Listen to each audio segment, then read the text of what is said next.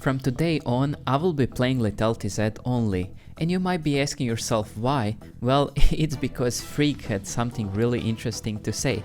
Listen to this. But one thing I do want to call out is a lot of players are building several AD assassins incorrectly. Eclipse is no longer better than lethality items, but we're seeing a lot of champions like I think it's specifically Talon and Zed, who are heavily overbuilding Eclipse, and there are better options here. Now, in the Talon case, even in the games that aren't Eclipse, we still think he can use the help. In the case of Zed, if he decides putting Eclipse, his win rate will almost entirely recover. And a couple other random outliers in various spots, but a lot of this is that champions are being built incorrectly, which is not a big surprise. The assassin item ecosystem moved around a fair bit in terms of what's strong, what's weak, or weaker overall. And so a lot of the win rate loss we're seeing is players who are simply building their champions incorrectly, and they need to kind of update to modern builds. You heard it here first, ladies and gentlemen. Lethality Zed is just way better according to Phreak. And because of that, I decided to do a challenge of building only lethality items for a whole week to see what the result will be. In this challenge, I will not build any items that don't have lethality, including Eclipse, Spear of Sojin, Black Cleaver, or even Serilda's Grudge, so we can just throw them away. We are going on this journey together, guys, so pack up your stuff and fasten your seatbelts. Let's see where this brings us at the end. Day 1 went pretty much as expected. The one thing that I learned is that getting Dirk super early is nice for getting early kills and getting some solo kills as well. I'm gonna pretend like I don't see him and then... I'm here! Of course, I would be lying to you if I said that everything went well, because it didn't. Oh, he had flash, there's nothing I can do. But what I learned is that full lethality builds look very promising.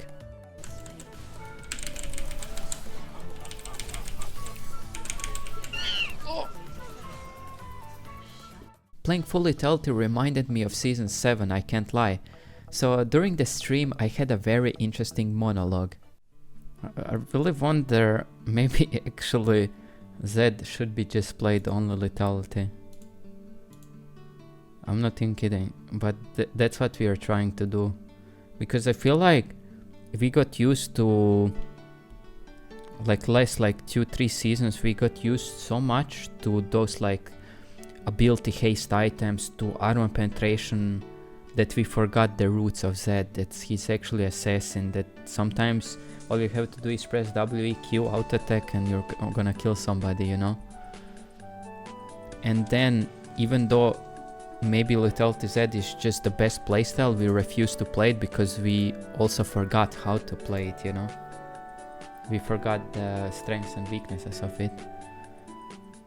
So from day 1 I basically learned that Lethality Zed is pretty good, but the question is, how does the optimal build look like, and is it better than the standard Zed builds? And that's what we are going to look to find out in the upcoming days. The main thing that I learned in day 2 is when to actually get Hubris. We often think that this is the best item to go when you are ahead, but is it really true? The question that you have to ask yourself here, if I had Voltaic, I would kill Draven faster and then maybe I would live. Or if I had opportunity, I would kill Draven and then I would run away because of the effect that it gives me. But with Hubris here, I just died because it took me just way too long to kill Draven. So the main question still stands, is Hubris the best first item that you can buy when you are ahead with Zed? It's actually not, and let me show you the mathematical proof for this. Let's say that you are ahead early and decide to buy Opportunity first or Voltaic.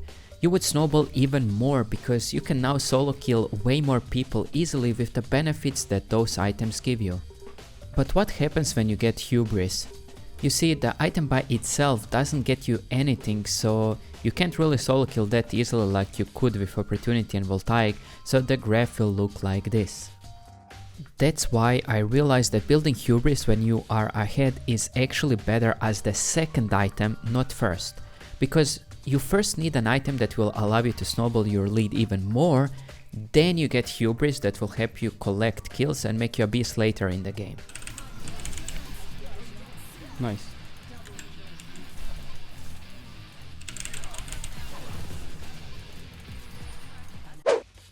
day 3 I went into the lab because I wanted to answer the question of what item is actually the best first item you can buy. So I did a damage test. Around level 9 you usually get your first item, so I'm that level. Both 3 dummies have 50 armor and 1.4 thousand HP because your enemies will have around that much when you get your first item. We are gonna be testing 3 different items, from the most expensive to the least expensive: Voltaic, Eclipse and Opportunity. The test will just be a simple WEQ combo with an auto attack.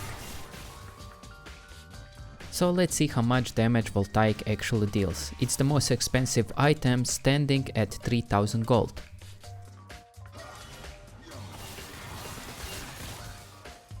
It dealt 982 damage, which is really good. The second item that we are gonna be testing is Eclipse. Eclipse sadly didn't even proc passive, so it dealt only 785 damage. And at the end, let's test the least expensive item, which is Opportunity.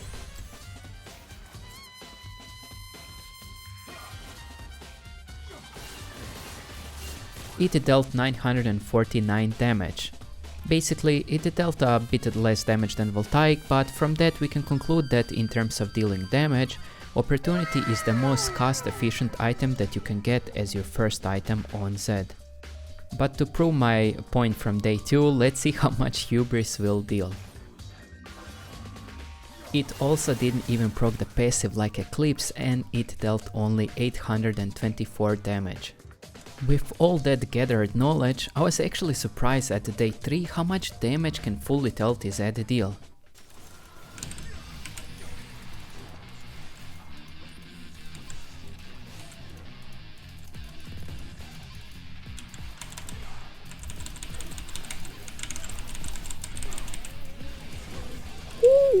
Wait, I actually dealt damage. I killed him alone.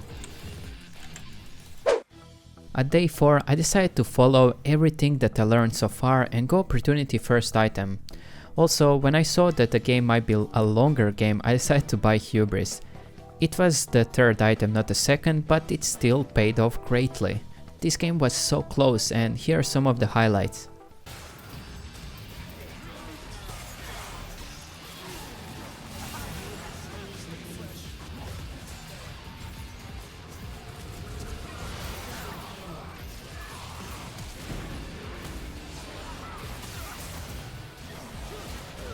Buying Dirk as my first component allowed me to get some early kills. Because of that I bought Opportunity and Voltaic to snowball my lead even more. After some time I realized that the game will be very chaotic, so as my third item I actually bought Hubris because I knew I would be stacking it pretty quickly, and so it was.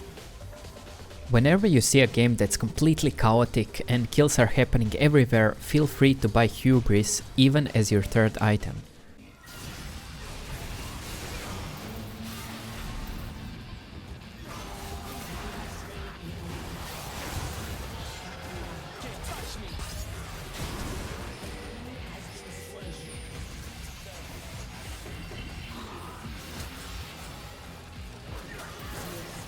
And another stack for Hubris. For my fourth item I actually went Serpent's Fang this game because they had a lot of shielding. And Janna.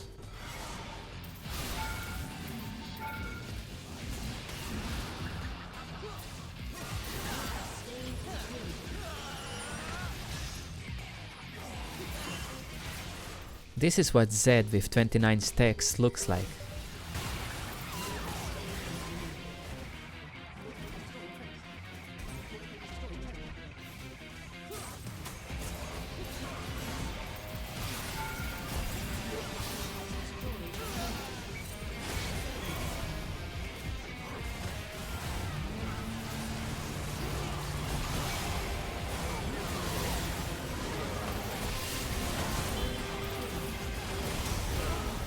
Even though I killed Janna and Ezreal that fight, a lot of my teammates died and we almost lost the game there. It was very close.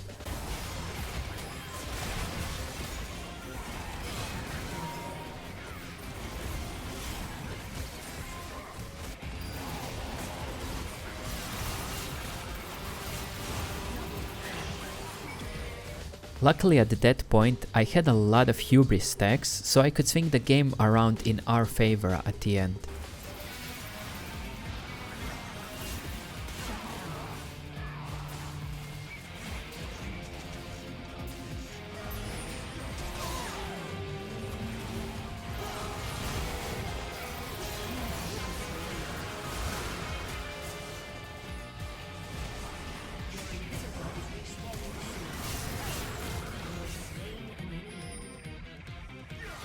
As you can see, full Lethality Zed can be very deadly. The knowledge that I gathered from all the days before literally helped me to win this game single-handedly by constantly doing pressure and doing a lot of picks.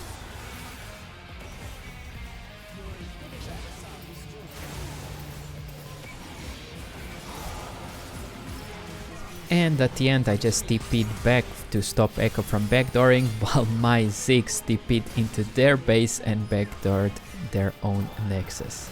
GG, well played, was a nice game.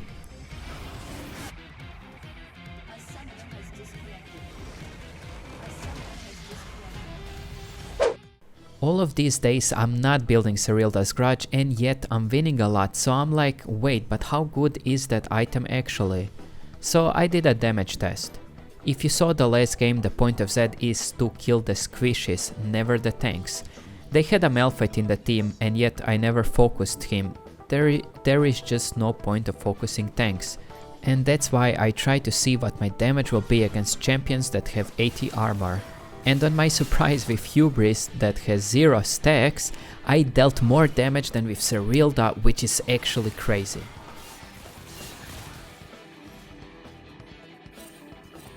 And then I was like, okay, I will try the same test, but this time with 90 armor.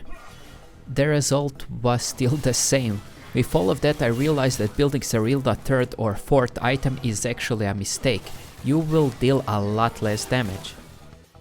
Lethality is just stronger. I mean, 0 stacks Hubris deals more damage. Imagine if it had like 40 stacks. So I was like, okay, this time I will put 110 armor. And that's the point where Serylda will actually deal more damage. That means that Serylda is only good as last item, and it's only good against squishes that buy armor items like Zhonya's, for example. So honestly, if you want to kill AD carries, Lethality builds are just so much better. And now I'm gonna show you a really good example of what I'm talking about. Here, imagine if instead of Serpent's Fang I had Serylda. Would I actually kill this Jinx that has 0 armor items? I probably wouldn't, because Serpent's Fang gives me a lot more damage because of the shield reduction. And because of that kill on Jinx, we just won the game from that, because I eliminated the target that just deals the most damage, the enemy AD carry, and that's my job. So if my job is to do that, maybe I don't need Serylda in many games that I thought I needed it. After all of those days playing, I realized that the best room page that works for me when I go full Lethality Zed is actually this one. The reason why is because it can help you snowball your lead like no other room page. The synergy of lethality items and first strike is absolutely insane. Electrocute is decent, don't get me wrong, but not so consistent like first strike. Think about it like this: when you build lethality, your burst damage is going to be really high. The more burst damage you deal, the more money you are going to get. The more money you have, the more items you have.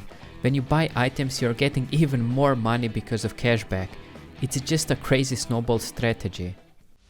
As the first item, I go Doran Shield almost every game. The item just allows you to out-sustain your enemy, and don't worry about the damage because you will still have enough to kill somebody, trust me.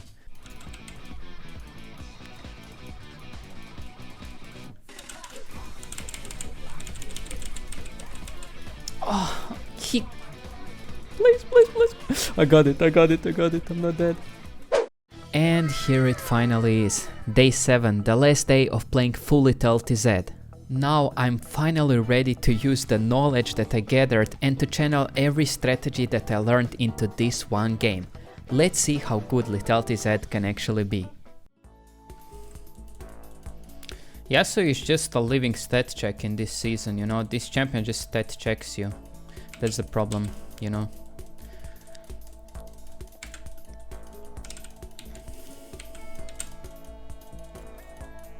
But now I'm so strong that he just can't play the game.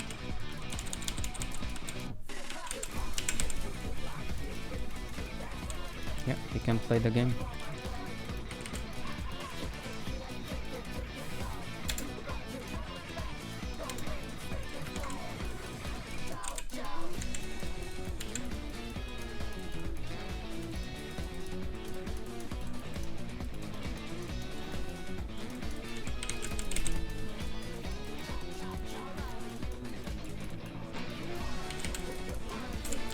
Oh, best Zed item to buy. So easy opportunity. Most damage, most damage.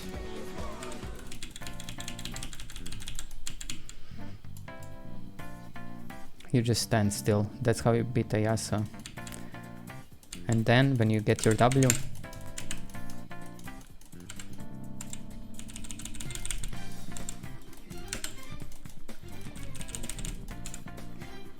you just stand still. Ah, they see it probably. They see me, don't they? Wait, wait, wait. Nice. Actually did it.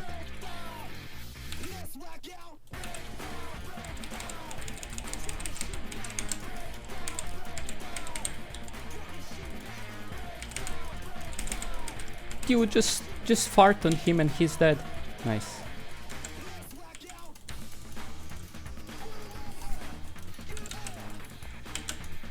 Okay, Jenna is here. Good to know.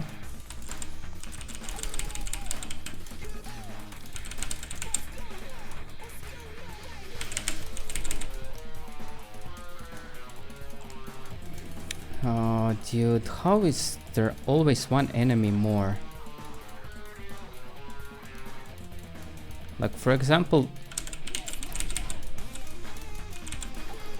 Okay, a flash is a flash, we take it. First, let's collect Janna, okay?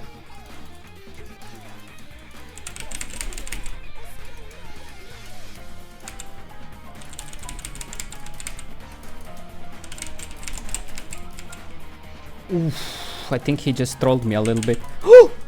He didn't troll me.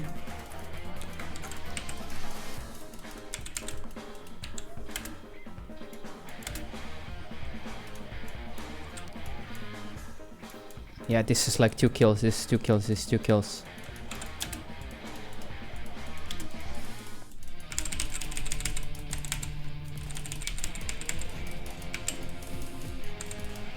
What did I tell you with the hubris? What did I tell you? I told you. I could maybe kill him actually. Nah.